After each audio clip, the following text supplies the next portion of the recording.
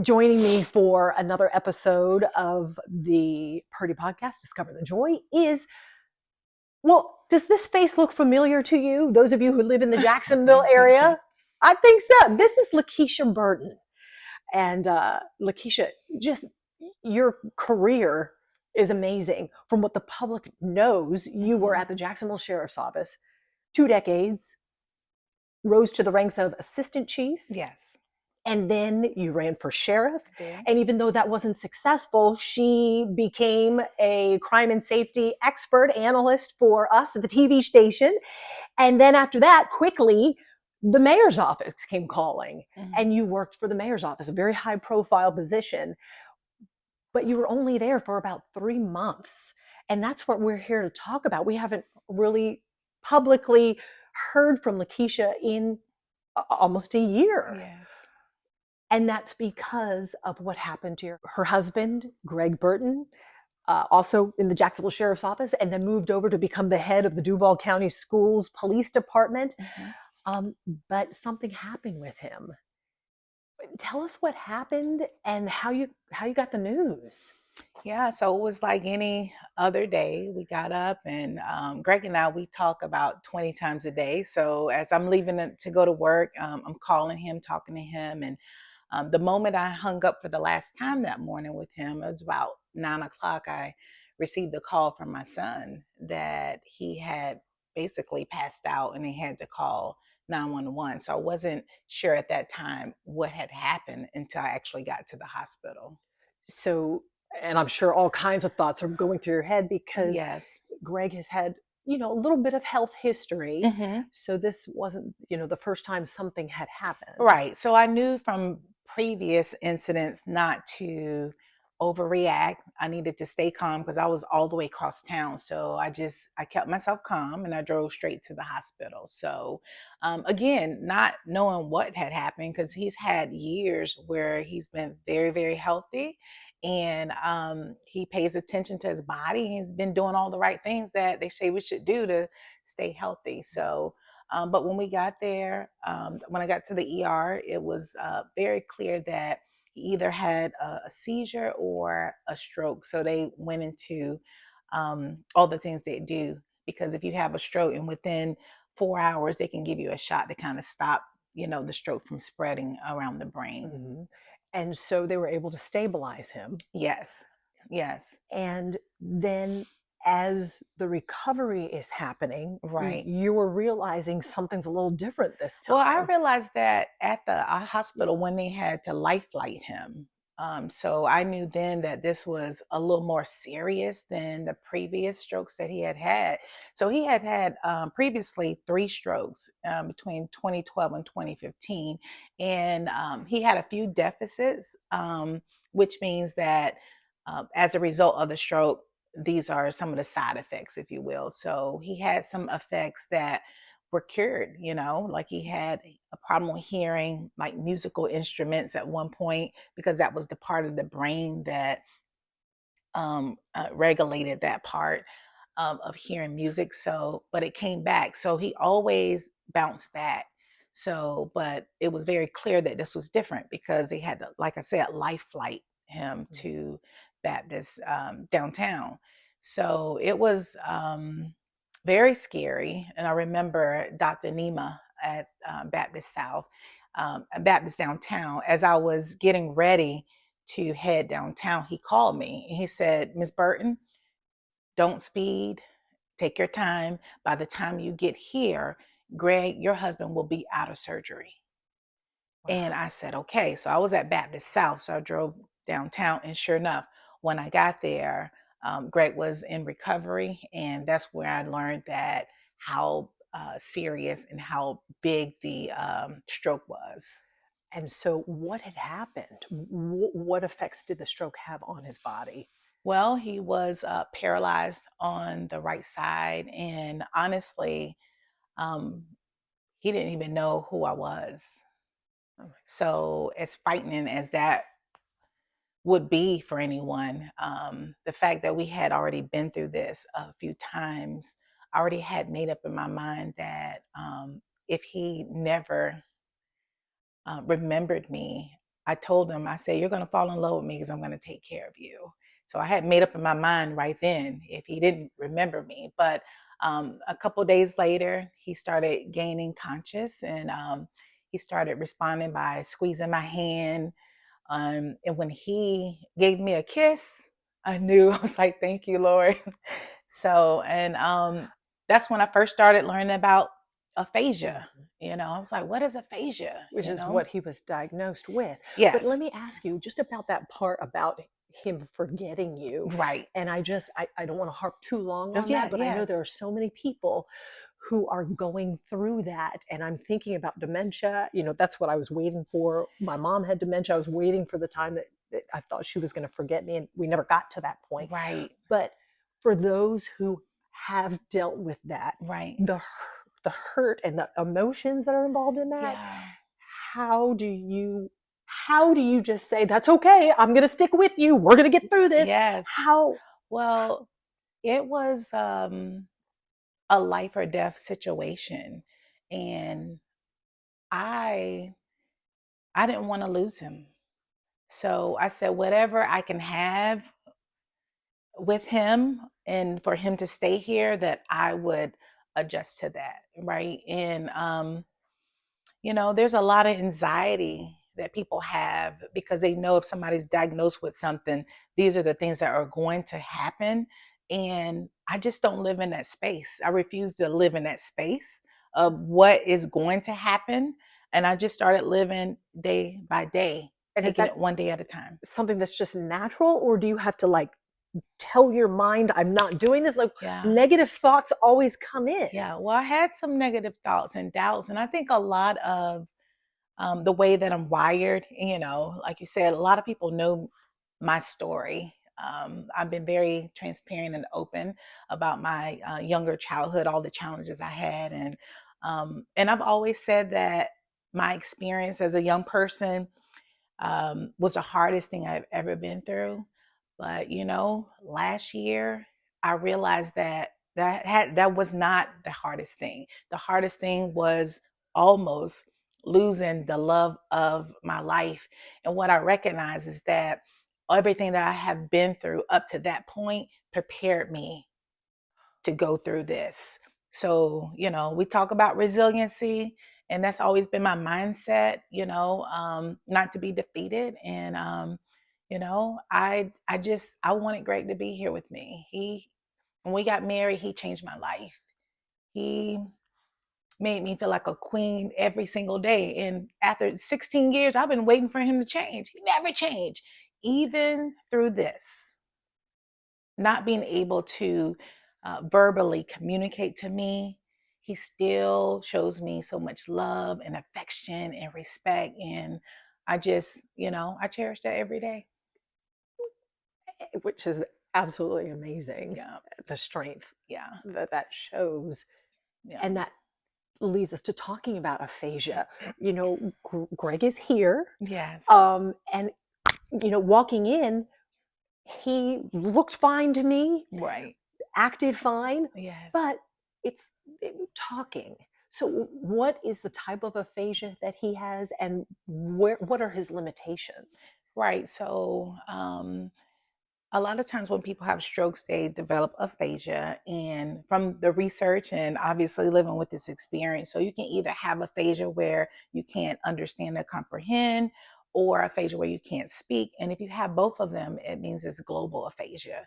So they told me that Greg had global aphasia. But it didn't matter what they told me because I was going to work with him every day to make sure he improved.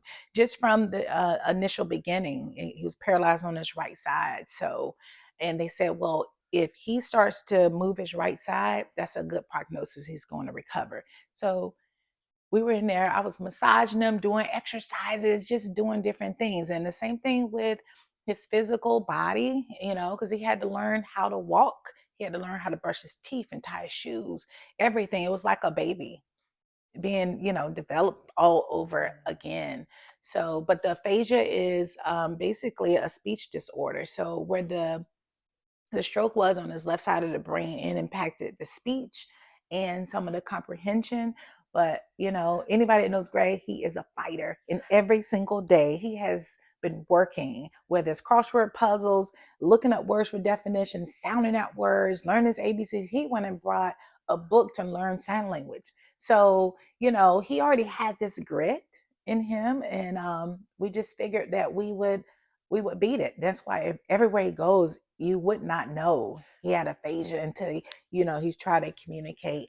And I think with Greg, his faith, I've never seen faith like this. I've never seen faith like the faith that Greg has in God. And I saw it when he first was diagnosed with colon cancer back in 2012. And when he woke up from the procedure, I was crying. I was hurting. I said, Greg, they say you have cancer. And I was crying. And he said, why are you crying? He said, I was like, because they said you had cancer, And he said, don't worry. He says, God going to heal me. And I said, oh, okay. And, when you're with somebody who has that type of fortitude, it's infectious. So here we are dealing with aphasia. Nobody knows about aphasia. And really, Joy, I struggled. I had moments where it was really dark. I kind of isolated myself from people. I protected Greg. I didn't want, he's so vulnerable. He's still in a vulnerable state, but the stronger he gets, the less vulnerable he is. But I protected him. I didn't want people to see his vulnerabilities, and I got to the point where, I want to do what's best for Greg. And during aphasia month in June, I said the last day, well, every day I wanted to post something about letting people know he had aphasia. And for 30 days in June, I couldn't do it. But on the last day, I was like, I'm going to do it. And I did it, number one, because when we're out in the public, I wanted Greg to have a pleasant experience with people, because it's already frustrating that he knows what he wants to say, but he can't get it out. And then he has people coming up to him talking, And so I wanted him to be comfortable, but also it's such a lack of awareness, about it. So I said, well, this is what we'll do. We'll use this unfortunate situation. We'll turn around and use it for good. And really, that's where our strength comes from. And I just want to make sure people understand that in Greg's case, like you said, he knows what he wants to say, yes, but the words are not there. And when he hears somebody talk to him, the words, it's like he's hearing a different language. Right. Yeah, that's exactly what it is. There's a disconnect from where the damage was from the brain to where it tells you to use those words. So he knows exactly what he's saying. They're just not coming out his mouth. So when people stop you and they say, hey, Greg, and they're talking a mile a minute to him, that's what it is that you want to explain. Right. So you don't have to explain it every single time. And he's so kind and generous and compassionate. He'll go along with you. Like I think a lot of times he knows some of the basic stuff, like, hey, how you doing? Because you'll hear those words come out now. But the progress he's made is that he wasn't communicating at all, early on. No real facial expressions, no nonverbal communication. I think that his brain was healing. And let's back up. So when this first happened, he was in ICU for several days. And then he left there to go to Brooks. So he's at Brooks Rehab for a few days. And then Greg had a major seizure. They called it a grand mal seizure. And it was really the most terrifying thing I've ever seen in my life. You saw it? I saw it. Yeah, I've never left his side because I was there with everything. So once again, they had to life flight him back to downtown. And what happens is when you have a stroke, your brain typically swells that first 1 to 7 days. Greg's didn't. So that's why they were able to release him to go to Brooks. What happened was it began to swell the 7th day, the 7th, 8th day. So when they flew him back, they said the doctors came in and they said that he had swelling on his brain. And they was saying that, obviously giving him medications, salt, so, sodium. And they told me that tomorrow, if the swelling doesn't go down, they said we are going to have to cut his skull to give his brain room to, Release. so, I'm like devastated, So I just laid on him and I cried. And I don't know if you've ever been in a situation where you beg God. I begged God for Greg's life. I begged him to take the swelling. I just begged him. And I said, bring him out and I will not complain about anything. And that's why I tell people there's nothing I have to complain about. And I tell people, they see us. Has it been hard? Yes. Do we have bad days? Yes.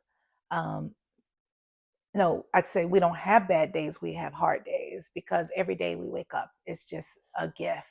And we have more good days and then the bad days. So, but the second time he went to the rehab, I've been so inspired by him. He just works so hard. He's dedicated. He's disciplined.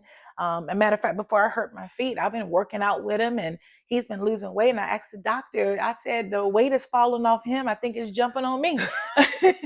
So, but we have always done everything together. So the foundation was already built. It was strong. So, but LAKESHA, something like this is huge. Yeah. Something like this has the ability to tear families apart and change people and get people in those modes where there's anger and resentment and frustration. Yeah. And look where you were. You were on the top. You were in the community and a beacon of light for so many people. Yeah. And then you disappeared from the public. Right. For you, that transition, not something planned. Right. But you've handled it with such grace and a smile and positive messages to people on social media. Yeah. How? Yeah. So a couple things. First of all, I've always lived my life in Greg. And I said, when we do good, good will come back to us. I've always said that. I've lived by that. But when this happened, the good that came back to me and my family from this community was overwhelming. How so? It was, the calls, the visits, people gave to us monetarily. It was just, I had calls. I was just overwhelmed. I even told the hospital, they had to put Greg's name on an anonymous name because strangers were coming to the hospital, literally. I said, no more visitors. No, and people were just being kind, just the calls and stuff. It was just overwhelming, and I said, this is what happens when you do good, it comes back. But then the second thing is it was a short transition for me mentally, whether I needed to leave or not. First of all, I was leave the mayor's office. Leave the mayor's office. And first of all, the mayor was so gracious. She asked a lot of questions because she's been through some of these health scares herself. So she just embraced and she just respected my decision. But it didn't take long for me. I was in a very good situation that most families aren't. I could retire. I had my pension, But then the flip side is I said, me and my husband has given so much to our community, so many others, made so many sacrifices. And I said, when I was praying, I said, Lord, what am I going to do? He said, Keisha, you're going to keep living. He said, y'all keep living, And I thought, that's right. You keep living. And so I basically, all of my energy and effort and focus that I've always given to the community, now it was for me to give that to my husband and my kids. And that's what I've done, So I've kind of retired from that, that was my role, my purpose then, but now it has changed and I've embraced it. Do you think you'll ever go back or be able to go back to the public spotlight? Well, I just want to do whatever God wants me to do. I tell people now in retirement, I get bored a little bit now because, I'm still young, but whatever I do, I want it to, make impact, positive impact. So whatever that is, I don't have any stress. in my life right anymore, you know, in terms of like politics and stuff like that. So in the day to day of working and stuff. So and it's kind of interesting. You were showing me pictures. You've been documenting everything that's happened. yes. And you're documenting it because you want to share that story Yeah. in hopes of bringing strength to others. We were Yes. talking about that. It is so important. And like I said, many people are not aware of aphasia, even some of the medical people that we go see.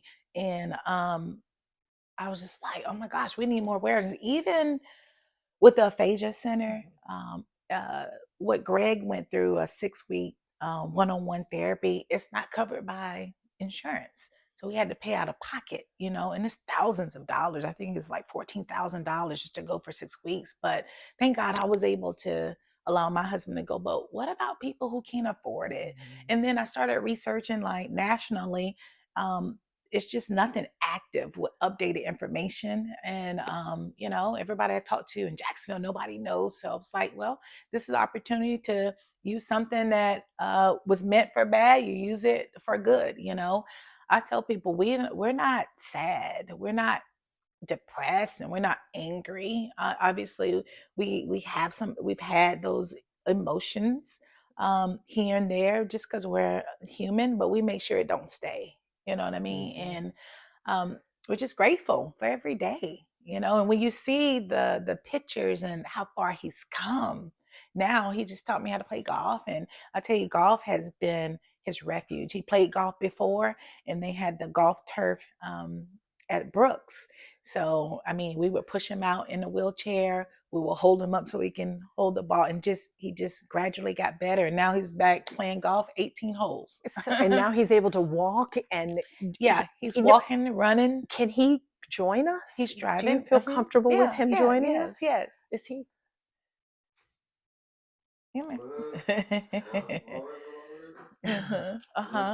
So a lot of what we do early on, we use a dry erase board to communicate because, like I said, with global aphasia, typically people can't understand or do anything. But Greg has made tremendous strides, and look how handsome he is. And he's made tremendous strides. So he is now, he writes, he can read what he writes. So we do a lot of that communicating. And I want you to know that when he first opened up his eyes when he was at the hospital, he didn't know who I was. So I would tell him, I said, you and me are like this. I did that every day. Like this. Yes. So we do this, and yeah. So we do that every day. That's our thing, right? Yeah. So, but so when you have aphasia, it doesn't affect your intellect. You know, so he's still smart as a whip. You know, he still does everything. He drives, like we just drove out of town the other day. So he cooks, everything he did before, he still does now. He's not verbal, which is with it. Incredible recovery. The doctor said it was a miracle. Yes, he is a miracle. Will he be 100%? Did the doctors tell you that? And I know that's a tough question. Well, they say it's different from everybody. And what I can tell you is that Greg had severe damage where his stroke was, you know. So people ask me all the time, is he going to be able? I don't know, you know, but you know, we've been together so long. I know him. I know he's going to say what he's doing, you know. So that's the goal. That's what we're working for. But I'm just thankful for the ability to communicate how we do. You know, the verbal is not there. Although he's working on his sounds, and a couple months I heard him say, I love you. And I was like, oh my gosh. So when the words come out, I'm like, Greg, you said it. And then I realized I need to calm down because he won't repeat it again. But you communicate through writing. Yeah, we do. Okay. We do. And that's what he does when he goes out. And I teach him, well, not me, but I just, reiterate some of the things that we learned. But he is very studious, he's very disciplined. He has books You know, he does his own research. Mhm. Greg had for months tendinitis, where it's ringing in the ears. He was dizzy. We were up for nights after nights for weeks. We couldn't sleep, and I took him everywhere, and nobody could. Tendinitis, you can't cure it, you know. And I said, well, what can we do to ease the pain? So watching him be in so much pain was heartbreaking, but there was a remedy. They said, well, if you try hearing aids, basically it tricks the brain, you know, that, you know, so it stops that ringing in his ears, but that's been working. So he had a lot of nerve damage in his arm where it would just hurt so bad, but he's doing really good. And you know what? We're coming up on a year since all of this happened. Yes. And you're about to celebrate an anniversary. We are. I'm so excited. Last year he was in the hospital, obviously, on our anniversary, and he had a seizure on our anniversary. So it was scary, you know. So we're looking forward to it. So we're gonna go on a little cruise and just relax. That's all we want to do is relax and enjoy life, you know. And if this takes the rest of your life, Yeah, you're okay with that. I am okay with it. I tell people that I am so honored to care for him. I love him so much. He means the world to me, and I'm just honored to care for him. He's taken care of me and our family all of these years. He has supported every single thing I've ever wanted to do. Without a doubt, he always put me first in everything. He has spoiled me rotten, you know. So it was just a no-brainer, you know. And I think that this is what our vows mean, you know. And I tell people, like, when you're in a relationship, you have a husband, wife, you know, don't go to sleep without talking to each other, you know. I miss my conversations with him, you know, but I still conversate with him.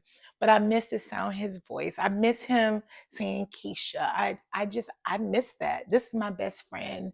We talk about everything, you know. So I just learned how to communicate in a different way, and he is still there. He fulfills all of my needs. Yeah. Yeah. Yeah. Yeah.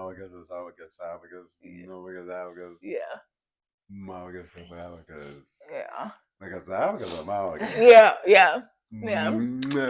He told me that I exceeded my vows. You exceeded your vows. He told me he wrote that down. I exceeded my vows. Yeah. Well, it is so wonderful to see you two together. Yeah. And I just applaud thank you. you and Greg for his strength and just sticking with it. And just his smile alone, I know, it makes you smile. It does. Every day. I spent weeks, you know, not sleeping because I was watching him. I was watching him every night to make sure he's breathing, make sure he's not having a seizure, make sure he's not having these trembles and the pain. I just watched him every night. And, you know, people often ask me, well, will he be able to do X, Y, Z? You know, I don't worry about that. You know, the things that we can do, we'll continue to do. And the things we can't, we don't worry about it. You try different things, you know, like we don't go to the movies because he doesn't really understand. So we do other things like, I do golf now. You golf? Yeah, yes, I do. Yeah, so different hobbies. So it just didn't matter. Like as long as we're together, that's all that matters. And I must say that golf is a big thing because I think you told me I would never do it, but you can never say never, you know. And actually, I love it. I love being outdoors. He loves outdoors. He loves to play, and that's been a big part of his recovery. And I am doing pretty good too. Of course, I'm an athlete, so yeah. But yeah, I'm really I'm inspired about him I'm inspired every day that I see him. When I see him swing a golf club, when I see him running on a treadmill, when I see him eating, doing the things that he could not do just a year ago, I'm just like, what do I have to complain about? You know, he has such a great attitude and he's loving. He said, I told him last time, I'm going to tell him all these good things, and I'm glad I'm telling the truth, too. Yeah. It's just so wonderful. And I said I wasn't going to name any names because there's been so many amazing people that have helped us on a journey. And I would tell people, don't worry, because God really give you who you need and what you need when you need it. So different people have been in our lives at the right point in time. So we're so grateful. But my pastor, Pastor Gary Williams from Hopewell, he's always been there. You know, he's been our foundation. He's our faith leader. And so our family and friends, and you get fabulous medical personnel, and you know, you can make it. No, because even so articles. Yeah. No, because Yeah. You because of course. Yeah. No, I know. No, I told him. Yeah. I told him. I said, I'll be your voice until your words come back. Yeah. LAKESHA. Yeah. Thank you so much. Thank you. I appreciate it. Talk about inspirations. I mean, Greg for his discipline, his determination into getting better, and LAKESHA for her commitment, her dedication. I mean, it was just so obvious how much the two of them appreciate and are thankful for each other. But you know, I also wanted to find out more about what this aphasia is. So I went to the Aphasia Center with Brooks Rehab here. It's here in Jacksonville, and I found out that people come here from all over the country to get treatment. We are now at the Aphasia Center with Brooks Rehab, and this is Jody Morgan. She's one of the co-founders of the Aphasia Center. And Jody, you've been involved in this for a couple of decades now. Yeah, I've really been interested in aphasia for a long time, since I've been a speech pathologist, and I'm just honored that Brooks has supported an aphasia center such as this. It's kind of like a dream come true for me. So let's start out with, what is it? What exactly is aphasia? There's all these different kinds. Absolutely, yeah. So kind of in a nutshell, aphasia really is a language disorder that affects the left part of your brain, and it does not affect someone's intelligence or IQ. So they're still the same person that they ever were, but something usually like a stroke or a brain tumor or something called a arterious venous malformation causes damage in the brain that controls language. So it could affect someone's reading, writing, understanding language that it comes in, or their words coming out. So it's like all of a sudden language has changed. Being dropped in Japan or another country, you're still the same person, but you don't understand the language. Okay, which can be a challenge for people like me not as familiar with this. Like, how do you address someone? How do you talk to them? How do you communicate? Well, it's interesting because there's so many different kinds of aphasia, and then there's also something called primary progressive aphasia, which is different. So I'm going to just kind of talk about aphasia in general that's caused by stroke or a brain injury or things like that. And that's the kind that LAKESHA and Greg Burton are challenged with right now. Absolutely, yeah. Greg's came from a stroke. And so that type of aphasia is the type that can definitely get better. So people can improve over time with certain therapies, with interaction, re-engagement in life, doing the things that you love. There's a lot of different ways that people can recover and improve from aphasia, but it's a difficult, tough journey. Is it curable? So the answer to that, when people ask me that, I don't like to answer it. The answer is people can get better, but technically, once you have aphasia, you're going to have aphasia, but you can recover, you can get better. So you can live with it? You can live successfully with aphasia. Okay. Some people, just depending on how severe it is, age, etiology, all sorts of different things, everyone has a different recovery pattern, just like all of us. A million times people could be diagnosed with the same thing. It just depends on the person. Recovery rate. So is there anything, that people can do to keep that from happening? You know, of course we can't predict a stroke or anything else like that. Right. But are there things people can do to, I guess, lessen the chance of that being an outcome? Right. Yeah, that's a great question. And since stroke is the #1 cause of aphasia, so about 33% of stroke survivors have aphasia, and there's about 800,000 people in the U.S. that have strokes a year. So that number's pretty big. 2.5 million people in the U.S. have aphasia.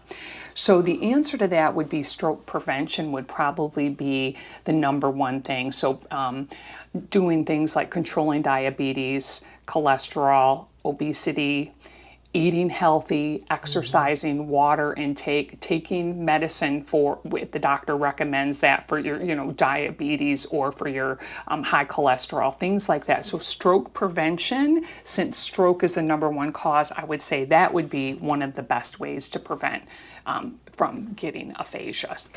Can you have a predisposition for it?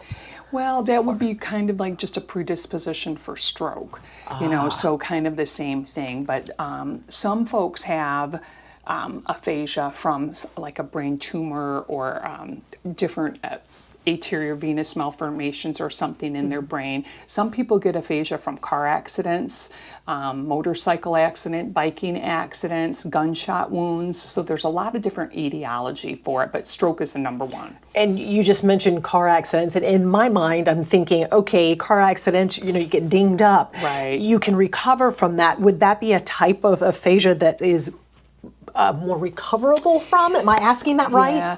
Well, so like with a car accident, again, I hate to say it just depends, but it just depends. It just depends on, did they hit their head? How severe was it? Was it a huge brain bleed? It just depends on a lot of different factors. Now, a lot of people don't know that the aphasia center even exists. I mean, are there a lot of these? I don't think so in the country. No, and so the honest part, one thing that I would love is for it to get out what even is aphasia. So they, backing up, like if you did ask people on the street, no one probably even knows what aphasia is. I didn't know what it was. Exactly. I'm looking it up and trying to figure out. What is this word? See that there's all different types. Absolutely. Yeah, so they did a study in 2022 and only 40% of the U.S. even could identify aphasia as a language disorder.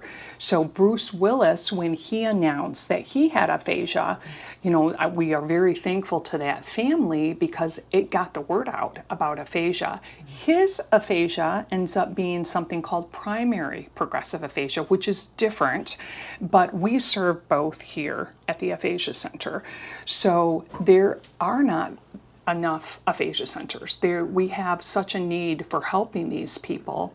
And in the U.S., there's not many aphasia centers like this at all. We're kind of very unique. So I know that in LAKESHA and Greg's situation, partnering with Brooks handles the physical recovery, and you've handled the aphasia side recovery, and there's been such an improvement. What kind of therapies do you provide? What do you do? Yeah, so Brooks is, I can't say enough great things for my organization. I absolutely love and am so honored to work here, but Brooks really encompasses the whole person. So they do the physical, they have occupational therapists, we have neuropsychologists that work with people, so they're working on motor movement, hand movement, the whole person. We have here at our aphasia center, we also have like trained mental health counselors. How do you talk to somebody and counsel somebody with aphasia, but they're trained in that because they kind of see holistically. Brooks really looks at all of that. We also have like adaptive sports programs to help people. So to re-engage in life, there's so many important components to someone's recovery. It's not just motor, it's seeing the whole person, upper extremity, their mind, body, soul, and I really feel like Brooks offers all of that in their continuum of care, and the Aphasia Center is a part of that recovery journey. Yeah, and tell me, you have been doing this for how long did you say, 20? Well, I've been a speech pathologist for over 20 years. How did you even get into that? But more importantly, how did you start the Aphasia Center, co-found it? Yeah. Well, the answer to that is I was an outpatient speech therapist and at Brooks, and I loved my job. And I'm going to pay tribute to an incredible man that I met who was young, 40, and he had aphasia. And he had basically lost his ability to work. He was an IT manager. He was very into music, and he was having trouble even reading some of the music and the lyrics of the song, so that was his hobby. He came to Brooks. He went through physical therapy, occupational therapy, and he was with me to help get his communication better. He went through and his insurance ran out. And he still had a long way to go. He had a long recovery road. And I remember as an outpatient therapist, he sat across from the table from me and I was telling him, well, your therapy has run out. And he looked at me and he got these huge tears in his eyes and he looked at me and he says, what now?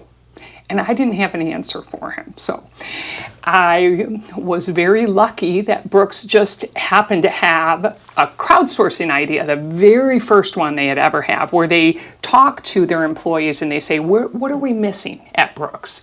And so we came up with this idea of an aphasia center because I had heard of that across the United States. I'm like, he needs something else and we're not offering that. So I pitched this idea and it went and all the managers voted on it and Brooks supported and they bought this building. They, there was nothing of its kind and they trusted in us and to say, yes, we have a need.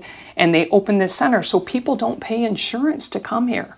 So it's amazing for people that don't have funding. They can come here, they can get better, they can recover. We have music therapy, we have mental health therapy, we have groups, we provide friendships. It's just an incredible organization and Brooks supported that. So it was from a crowdsourcing idea and we opened in 2016. And I see the passion that you have and the impact that this one patient had on you. Were you able to open it in time for him? Oh yeah, he's doing incredible. And so the funny story about him, his name is Tarvin, and he really has gotten a lot better. And he was driving from an hour away to come to the aphasia center. And now he's living life successfully. He doesn't come here anymore. But that's what we want. We want to improve people, get them back to re-engage in life.